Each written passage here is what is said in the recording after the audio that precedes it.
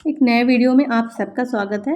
और आज हम अगर बात करेंगे तो बात करेंगे एक और विकास की, एक और सिद्धांत की। ये आज हमारा होगा कोहल वर्ग का सिद्धांत। इसको स्टार्ट करने से पहले मैं आप सबका बहुत ज़्यादा आप सबको थैंक यू बोलना चाहूँगी। इतने अच्छे आप लोग कमेंट करते हैं, इतने अच्छे कमेंट पढ़ के बहुत खुशी होती है। जब जैसे होता है कि मेरे जो ये मैंने जीन पियाजे का, वाइगोत्स्की का, ये जो सारे थ्योरीज़ मैंने आपको शेयर करी हैं, वो ऐसा था कि मेरे नोट्स में लिखी हुई थी। तो मैंने प्रॉपर एक अलग पेज पे लिख के उसको, जिससे कि आप लोगों के लिए बहुत आसान शब्दों में उस चीज़ को लिखना, एक ही पेज पे सारी चीज़ें, इंपॉर्टेंट चीज़ों को मैंने लिखा। क्योंकि जो मेरे नोट्स हैं डायरेक्टली मैं वहाँ से नहीं शेयर कर सकती हूँ, इस टाइप से मैंने उसको बना रखा है। तो वो चीज़ें एक अलग से लिखना, फिर उसके बाद उस चीज़ को करना, थोड़ा सा ऐसा होता है कि थोड़ा सा मेहनत लगती है उन चीज़ों में, और आप लोगों के लिए वो यूज़फुल होता है। तो दिल से बहुत खुशी मिलती है, उसके लिए आप सबका दिल से बहुत बहुत आभार। तो आज हम यहाँ पे बात करेंगे कोहल वर्ग के सिद्धांत की। और जो भी सीटेट के लिए आपकी इम्पॉर्टेंट होगा वहाँ पे हम सब कुछ समझेंगे बहुत ही आसान भाषा में। नॉर्मली होता क्या है, हमें सिद्धांत समझ में नहीं आते हैं जब हम बुक से पढ़ते हैं।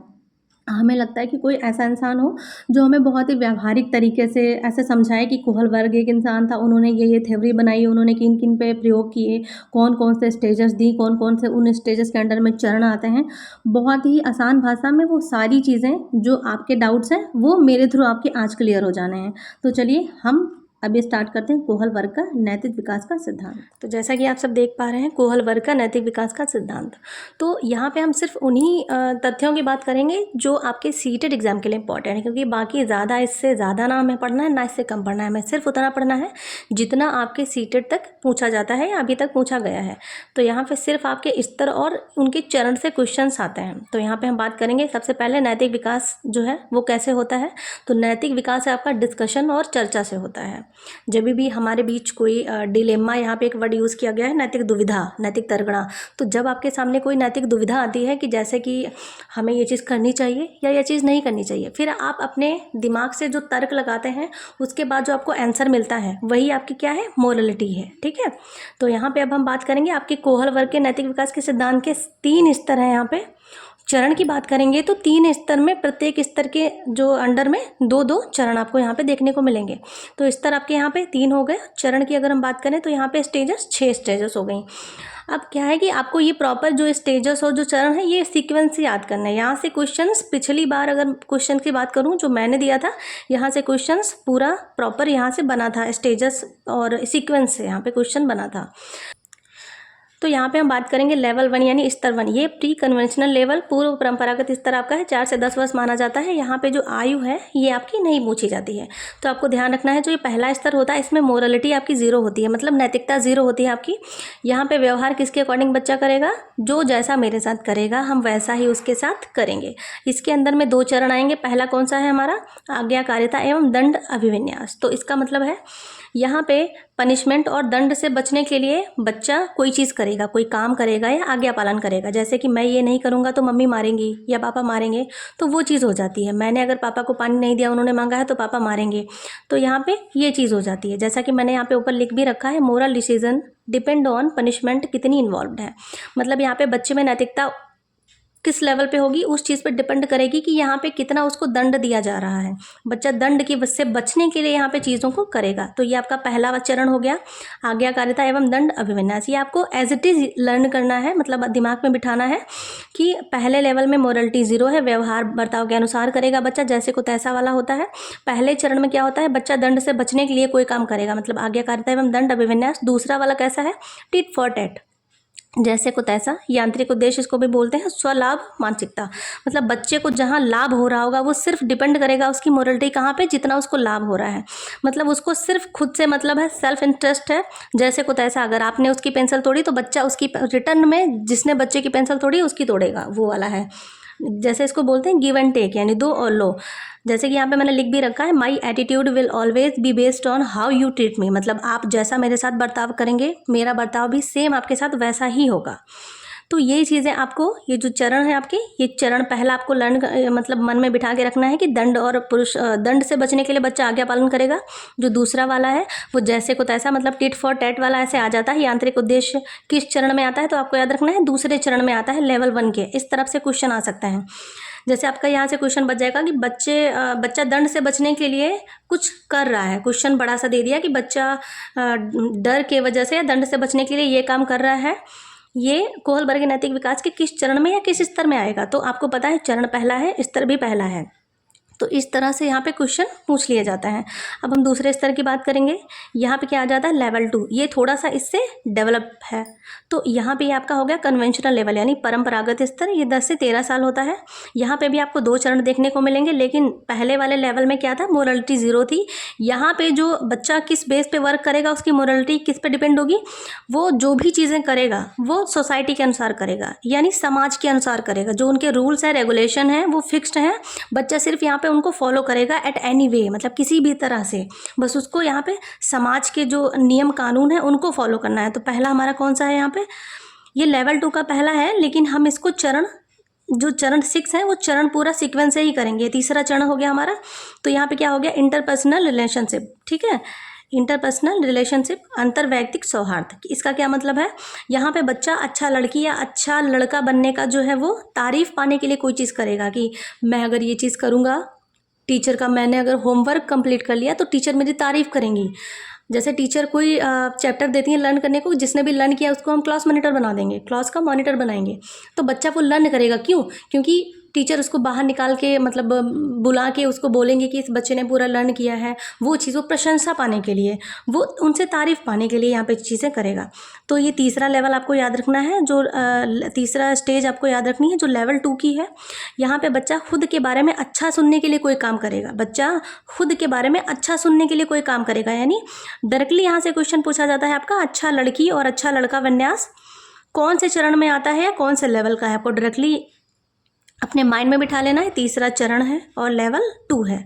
अब दूसरी बात यहाँ पे अगर हम करें तो आपका जो 4th ये चरण है, ये कौन सा है, ये आपका लॉ एंड ऑर्डर वाला है, मेंटेनिंग द सोशल ऑर्डर। यानी बच्चा यहाँ पे ऐसा है कि कितना भी सिचुएशन कैसी भी हो, उसको रूल्स फॉलो करने हैं। रूल्स सोसाइटी के जो रूल्स होते हैं वो बहुत ही रिगिड होते हैं, फिक्स्ड होते हैं।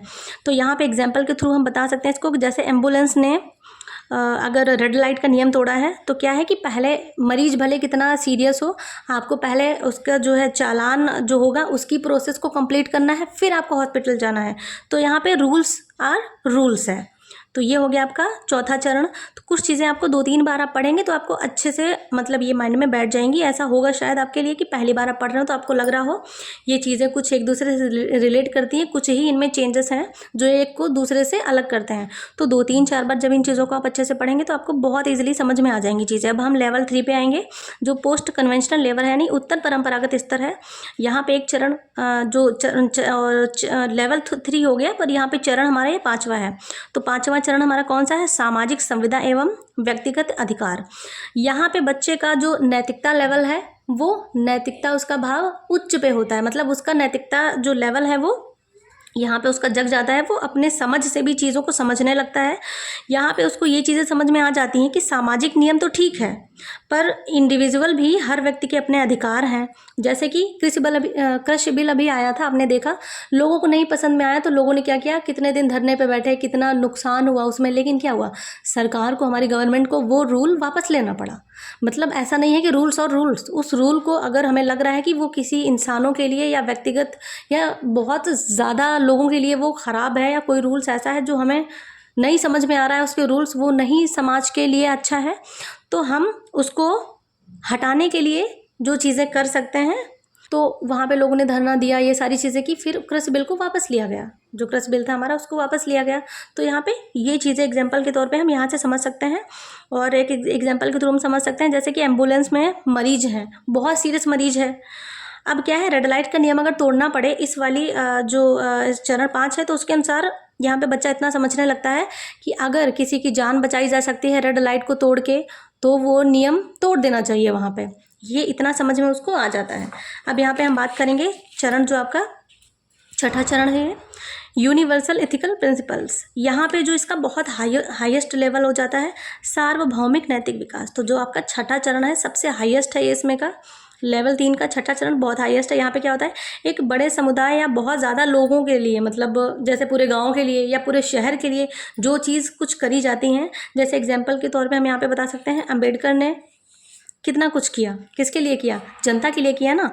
आज वही चीज़ें बहुत सारे उनके रूल्स आज लोगों को लाभ पहुंचा रहे हैं। गांधी जी ने किया देश को आज़ादी करने के लिए, भगत सिंह चंद्रशेखर इन्होंने देश को आज़ाद किया, अपने लिए नहीं किया, वो तो चले गए शहीद होके, लेकिन किसके लिए किया, जो हम लोग आज बचे हैं, एक बहुत ही विशाल जनतंत्र के लिए, मतलब एक बड़े समुदाय के लिए उन्होंने किया। राजा राम मोहन ने कितनी सारी जो है चीज़ें करी, तो किसके लिए करी, एक बड़े समुदाय के लिए करी। तो यहाँ पर एग्जाम्पल के तौर पर हम इनको समझ सकते हैं। अब इनकी आलोचना, जो हर सिद्धांत की आलोचना होती है, तो इनकी आलोचना की है कैरल गिलिगन ने। 2-3 इनकी आलोचनाएं हैं, जो बातें कही गई हैं कि जेंडर बायसनेस इनको बोला गया है। क्यों? क्योंकि इन्होंने जितने भी प्रयोग किए वो किस पे किए, जो चीज़ें इन्होंने जो सिद्धांत दिया है वो किस बेस पे दिया है, पुरुषों पे अवलोकन करके सारी चीज़ें दी हैं। तो वहाँ पे इस चीज़ को बोला गया है कि आपने महिलाओं पे चीज़ नहीं करा कुछ भी। तो एक चीज़ तो इनकी आलोचना ये हो गई। दूसरी ये हो गई कि सभी कल्चर पे ये स्तर समान होंगे या इन स्तर से बच्चे का मोरल डेवलपमेंट होगा, वो कहना भी सही नहीं है। अगर कहते हैं कि सोसाइटी ग्रोथ वाली है या कल्चर ग्रोथ वाला है, तो बच्चा जल्दी चीज़ों को सीख सकता है। उसको अगर अच्छा वातावरण मिल रहा है, एनवायरनमेंट मिल रहा है, तो वो अच्छी चीज़ें, मतलब जल्दी चीज़ें सीख सकता है। कोई ज़रूरी नहीं है इन्हीं जो स्टेज इन्होंने दी है इसी के थ्रू बच्चा सीखे, मोरल जो है उसका डेवलपमेंट इन्हीं स्टेज के थ्रू हो। तो ये कुछ उनकी आलोचनाएं थी जो सभी सिद्धांत में होती हैं।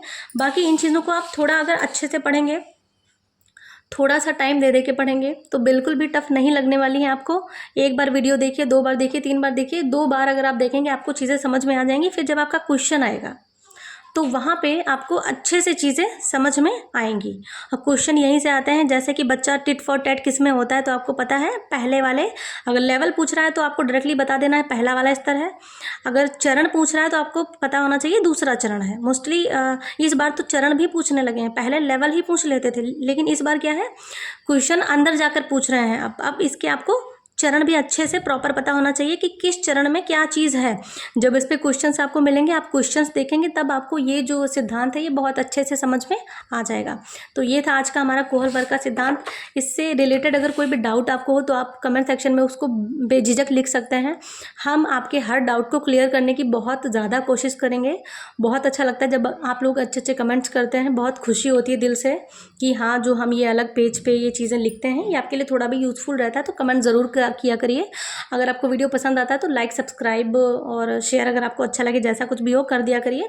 हम इसी टाइप की नेक्स्ट वीडियो फिर से लाएंगे और मिलते हैं उसी नेक्स्ट वीडियो में। तब तक के लिए अच्छे से पढ़िए, मस्त रहिए, खुश रहिए।